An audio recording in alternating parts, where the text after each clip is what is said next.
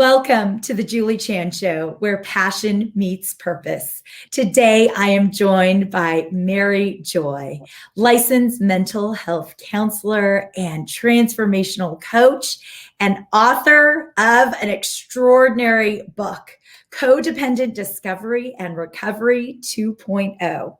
So excited to be with you today. Thank you so much for joining me, Mary. Happy to be here, Julie. I'm fine, and I hope you're well out there. And it's just, I love that technology can join us from distances and to let people of like mind together. It doesn't matter how far away we are. Absolutely. Yes, you are in Florida. I'm in sunny California. We are both enjoying the sun while learning about life, I guess. It sounds like we have lots of similarities and lots of things that we have overcome. But talk about how you became passionate about becoming a counselor and wanting to follow this as a career path. Well, it didn't come as a first choice, but it came as a purposeful choice. I reinvented later in life. My father was a psychiatrist and I used to work in his office. So I spent those first few formative years of my life rebelling because I did work in his office. And of course I wanted to run from that. So I ran away to the music business. I was a theater major. When I graduated from college, because I put myself through college as a stagehand because my father didn't want me to become a theater person. And but in doing so, I was very independent. He wanted me to go to medical school, and I just couldn't stitch people up, or I just couldn't do it. And so anyway, I became a songwriter for years in Nashville, and then I was working at a major corporation. It was Warner Brothers, and they sold to AOL, and I had to reinvent. And I said, I'll either go to law school. And I said, wait a minute, I don't like to fight. I said, I do love to help people. Even my songs were always about helping people or encouraging people, or even just being sad for people or happy for people. So I think songwriting was a natural progression to therapy because I'm getting people in touch with their feelings, no matter which profession it is. It's the common thread that weaves the life together. I love that. I love that analogy and the realization that the songwriting was a form of therapy, which is so true. I mean, so many of us.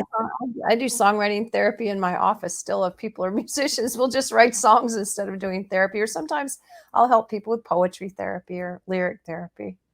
Oh, interesting. So meaning they're able to write out what they're going through, or it's a therapeutic way to express themselves in a way they may not be able to just talk about it. Yes, it's excellent for trauma because it's kind of like an emotional support animal.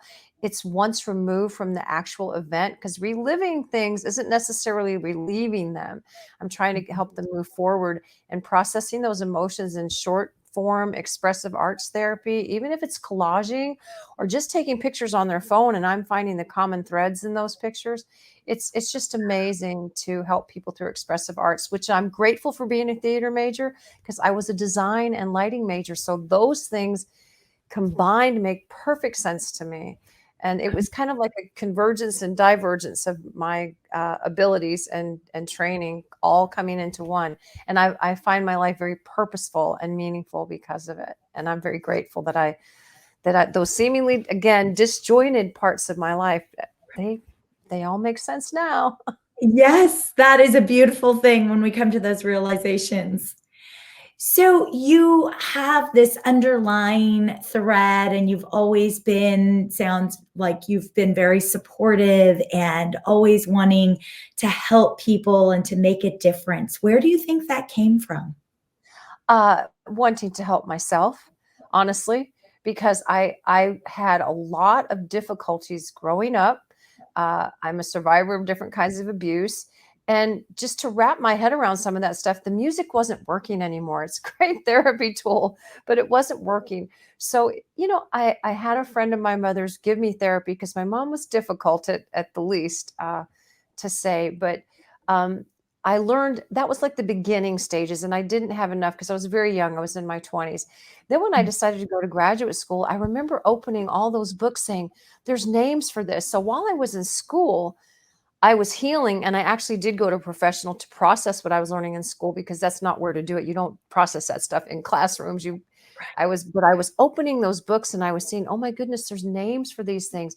And in helping myself, I was developing ways to help others. And it's great because we have internships. And so these things, this takes years to become a licensed mental health counselor. So it was good to go through that internal process, because my message to anyone who's codependent, which means you lose yourself caring for others, please find yourself first and find where your flaws are. I mean, it's an everyday process for me, every single moment sometimes. But in helping myself in school, just getting a diploma, just going to get a degree, it was unraveling everything I needed to kind of put all the stories of my life into places that would be of service to others, instead of just constantly churning up inside of me. I could Now, tie up loose ends, so to speak. were you a psychology major? That was not my undergraduate degree is in theatrical lighting and sound Oh, and right, that's performance, what you which said. is the study of So human behavior. And then I got a graduate degree, I have a master's degree. And then where I am, you get about a 3-year master's degree. So you're doing about 1,000 hours of one-to-one counseling in that internship. Then when you get out, we had 1,500 hours of one-to-one. So it's a long process to sit down and care for people and hold space for people before you can do it without supervision. you mentioned that you were in your 20s when you started to realize what you had gone through as a younger person. So in these college books that you were reading, were those the psychology books or were those in your other classes? No, I didn't go back to graduate school till I was 45. So any of you out there who think it's too late, I was not the oldest person in my class. There I was in Nashville going, oh no, Warner Brothers sold, my contract won't be renewed. I had about 2.5 years to reinvent, and it took about 2.8. There was some rough months there, but honestly, things will work out if you really have a plan and a purpose. And I knew this was the correct path for me. And it took a long time to vent and reinvent, but it was very, very, very, I'm glad I took this journey. And I think that hopefully that answered your question. Yeah. Can you still So see the me? book, so this book is incredible. Codependent Discovery and Recovery 2.0. So Yes. what was it that made you decide to focus on codependency after learning about all of your own trauma and realizing that you really wanted to make a difference? How is it that I mean, there are so many different terms, right? That could be like the catalyst and the underlying thing that holds us back deeply. But what is it about codependence? Well, you saw me just do the body language of, oh boy, she's asked the tough question. And I will give the short answer. My brother passed away and no one told me. And he was in the state of Texas, and it's in the book. And I said, because he worked, how can I say it? He was an attorney, but he was an international trade attorney. So none of us will really ever know kind of what happened. And it was in that, because he never got married. He was one of those loner type people. I I realized that I could no longer pretend that our family was highly functional. I don't care how successful he was as an attorney. Personally, he had a very difficult loner life. And when he was found alone on his ranch in Texas, hunters found him. And so that tragedy made me just head on face. I said, wow, I can't pretend everything's fine when it's not anymore. This is not an option anymore for me. So I went on a sabbatical. I went to Sedona, Arizona, and I took hikes, and I got in touch with myself, my spirit, counselors, different people. And in doing so, I discovered that there was a way to get better. And one day I just did. And it was in a day. I was out on a mountain trail and I got lost. How metaphorical is that? And I said, can't this just be over? I want this to all just be over. It's terrible. I want it behind me. And I heard a horse, and I said, it must be a wild horse. So I came down the trail to see the horse, and there was a woman on the horse. And I said, I'm lost. I have no water and the sun's going down. And she said, follow the horse, you know what? And in that moment, I realized that manure is what we make fertilizer out of, and that post traumatic growth was a possibility. And I had a journal, and that journal was the beginning of this book and some other courses that I wrote for Daily Om too. So my mess became a message. It did. I had to I face love all my that. family secrets, and I had to tell them to the state of Texas, which I said, I'm glad Texas was such a big state because we had a lot of secrets. And as Oprah even says, everyone says, AA says, you're only as sick as your secrets. So I don't think I was sick at that time, but I was certainly covering for other people's sickness in my family. And that's that. My catalyst was a catapult, Julie, is pretty much what I'm saying. Wish it was a Incredible. catalyst. It would have been a gentler journey, but it was a catapult that threw me in there. And That's amazing. I love I that. can't keep this from people anymore. I can't keep it. I mean, I can't keep the information from people, not the story. I don't have to tell every gory detail, but I can't keep the information because it expedited my healing to do what I did with the body, mind, spirit, the holistic approach. I just went at it straight at it because I was a therapist at the time and was just beginning in that area. So this was crucial to me to get better so I could help other people get better. Right. And you had all the tools because you had just studied it. So you could practice them all and know what works and what works the fastest. I'd love to say I had all the tools, but some of them I had to learn and discern and And, develop and process. Yes. right, right. Well, it sounds like getting out there. I mean, I've heard so many people go to Sedona for healing and for just nature. And really, I mean, I hear it's a beautiful location, really serene. It is. So really what happened out there is I got lost and found at the same time because the trails in Sedona, there's red rocks with red dirt, and they mark the trails with red rocks in piles. So it's really easy to get lost. But in getting lost, I got found. Truly, I did. It was like an epiphany, and a real epiphany, like in the very quick sense of the word. I mean, the cloud just lifted in like Isn't that 5 amazing? You were times. physically lost and you were emotionally found. Yes. How Yes. beautiful. Yes. And so then the book started coming and you started journaling and it was coming to you. And so I imagine that you also got a lot of answers about the codependency and where you had been and where you wanted to be. Yes. At first, What was the answer started with questions, and then I looked for the answers. Kind of how that worked. in your book, what was one of the most profound learnings for you in writing the book? Well, I'll tell you, it's at the end of every chapter, and also meditation. So those are two things at the end of every chapter. And people can access the meditations on YouTube. You don't have to read them. They're on YouTube. You just shut your eyes and I read them for you, and I played music over them. So do them yourself. So meditation expedited getting my conscious in touch with my subconscious. Highly important.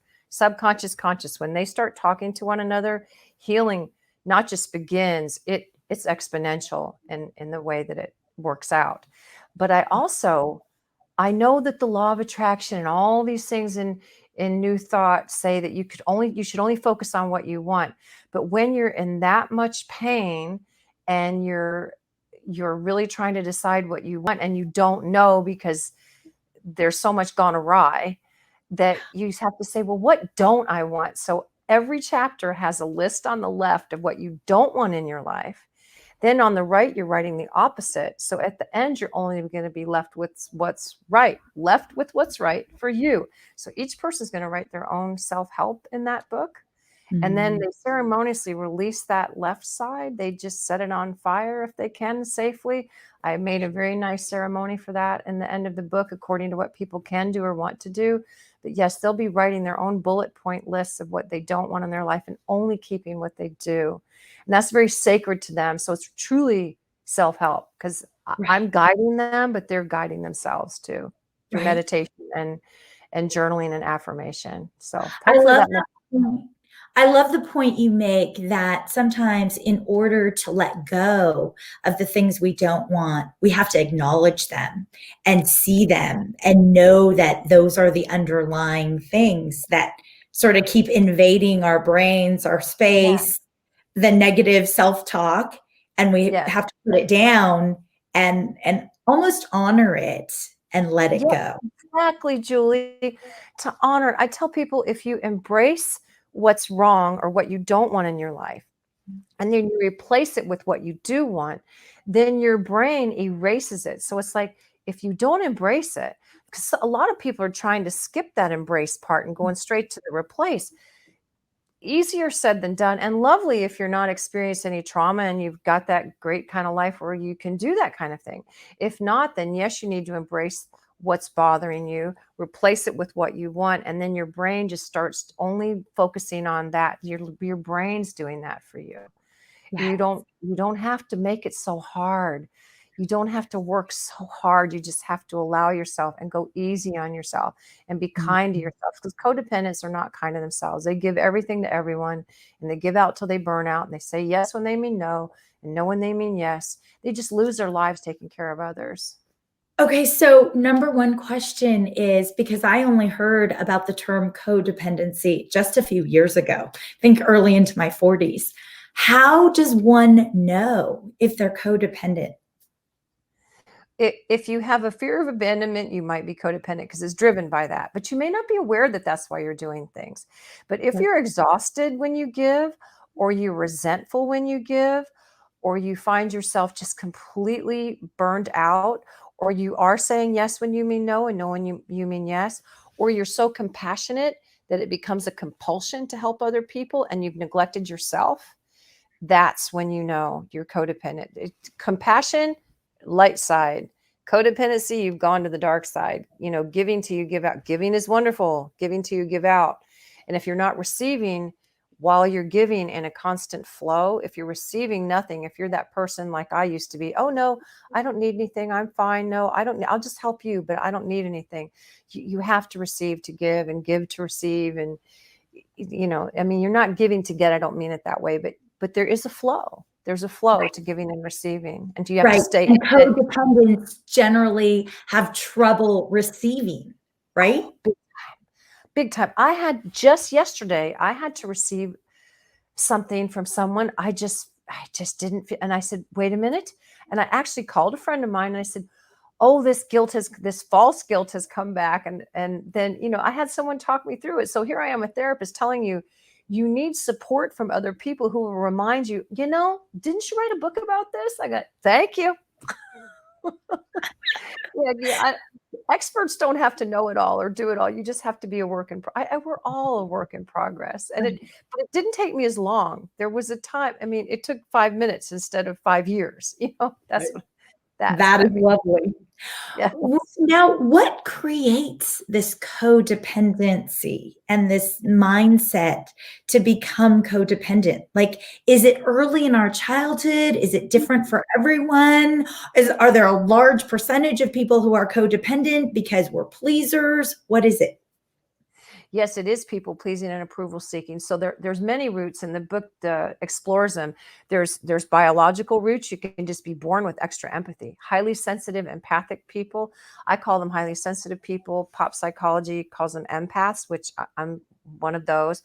They're just born with extra empathy, and empathy is going to create more guilt, because the more you empathize with others, the less you pay attention to your own needs.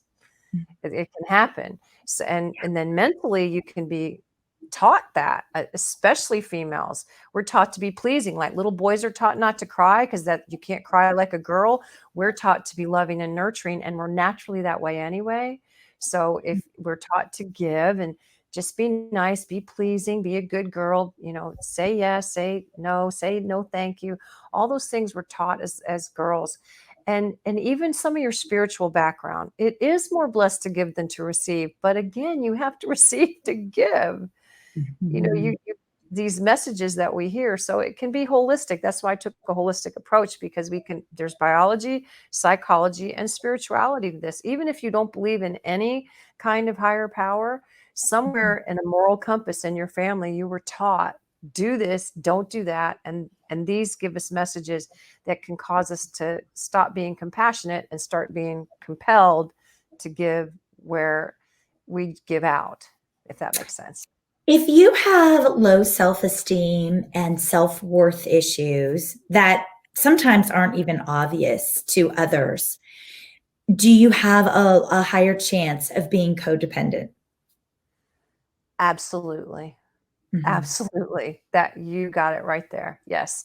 If you, especially as a child, if you heard an inner critic, um, and you were criticized at all and you were sensitive, yes, absolutely. That inner voice, that low self-esteem, and codependents do not like the term self-love, but I refer to it as self-respect, and to give yourself the same respect you give to others, and to pay attention to how you feel when you're around other people instead of how you think they feel about you.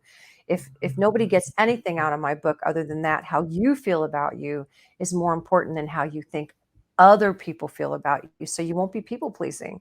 If you feel horrible around someone and diminished or demeaned, that person's not good for you. If you feel elevated and energized, like I do talking to you, Julie, that person's good for you. I mean, that's exactly right. That's why I love these podcast conversations with like-minded people, because we're elevating one another. We're not criticizing. We're not jabbing. We're not trying to make, we're trying to help your audience hear from themselves, because a good therapist helps a client hear themselves. I'm not here to help people hear them. I'm not here to help people hear me. I'm here to help people hear themselves. That's hard to say really fast. Right. That's my I get help. it. That's a beautiful thing. So you are a therapist who is not about your ego and knowing the answers, but you are about guiding people to their own answers, which is why you also call yourself a transformational coach, because Yeah, you realize that you are coaching people exactly. to get to where they're going and to hear their own intuition.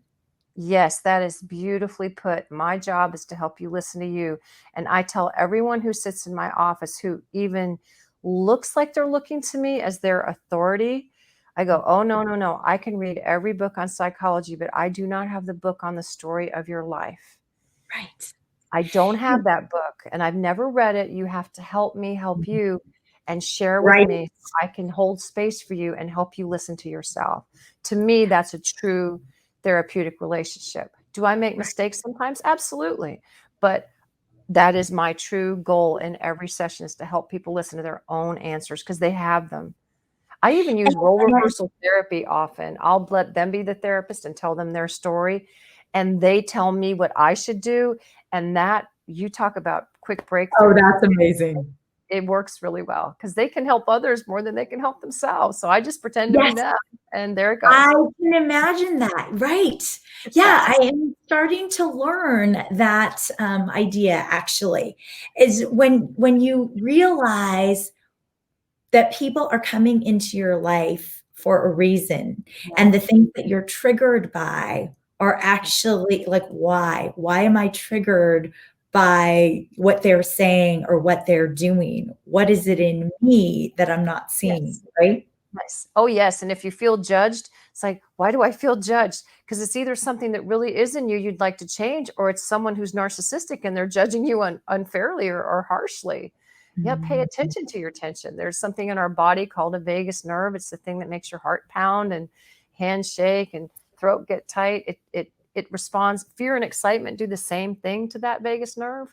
You fight, flight, and frozen does the same thing as, being out in nature. It's just negative emotion and positive emotion. So I teach people to pay attention to their physical tension, and then with intention and intuition, like you said, to change the way they're looking at things, and to really be in close contact with themselves and their subconscious. I hope that didn't get too esoteric for anyone, but it's simple. If you're in touch with yourself, you can better connect with others. Right, absolutely.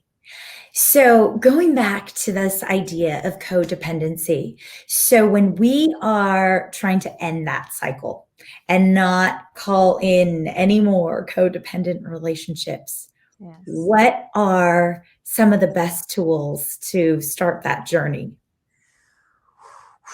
The best tools. The best tools truly are sit down and if you know you're codependent, meaning you are people pleasing, approval seeking, perfectionistic, even controlling other people by saying, I know what's best for you, unsolicited advice. There's kind of a spectrum of doormat to controller codependence. If you know that's you, sit down and say, what am I self avoiding? What am I avoiding in myself? Why am I helping others? Because codependency, and it stabs me to say this because I did not discover it until I was 3/4 of the way through writing that book. I was writing a small snippet of one of my life stories, and I had this flash across my head. I said, codependency is a form of self-harm. Allowing other people to hurt you and not doing anything about it is a form of self-harm. So first admission and then permission to get better. And I just came up with that. I tell I was a songwriter, things just rhyme in my head automatically. I But love giving yourself permission to heal, and then finding, admission, permission, and then just make it your mission to heal and to go with the, I know what I don't want now. So that it teaches you what you do want. It really does. These codependents never know what they want. They come in my office all the time saying the same thing I did when I went in office. I don't know who I am. I don't know what I want. Right. I feel And damaged. they want other people to give them the answers, right? Yes, and nobody has your answers but you. I sure don't, but I can help Right. you get to your answers. That's what my job is to do. Right. So beautiful. And what a special book that you have here with all of these exercises and laid out so well. I love graphs like this. The new beginning, the journey begins. I mean, Your own just, hero. That's how to be your own hero right there.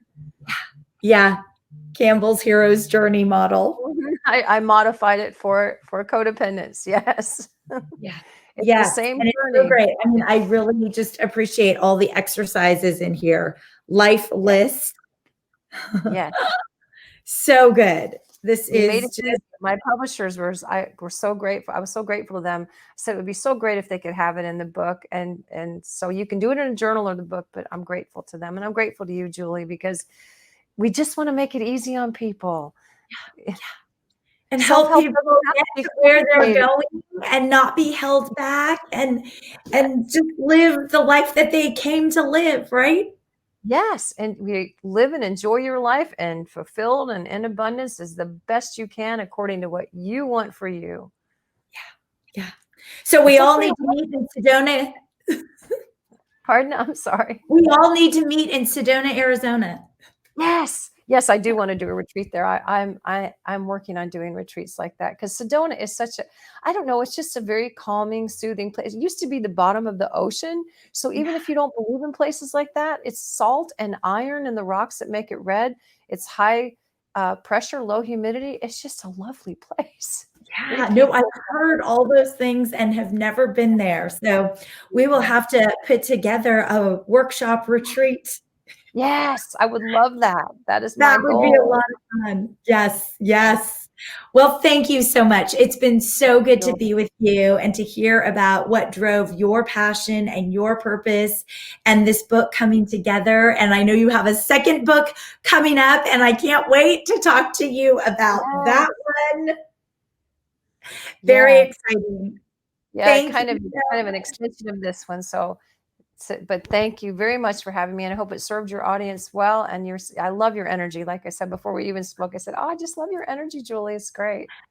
Thank you. Thank you. Thank you all for watching The Julie Chan Show, where passion meets purpose. Broadcast is brought to you by WINJECT Studios. We are an all-in-one educational platform for podcasters that revolutionizes how hosts leverage content to increase engagement with listeners, downloads, and income. We come together to focus on community, collaboration, and collective impact. For more information on how you can interact directly with our hosts, access exclusive live content with offers you can't get anywhere else from our official partners, join our purpose-driven community by visiting www.winject.com. If you're ready to build a career doing what you love, then we're ready to see you there.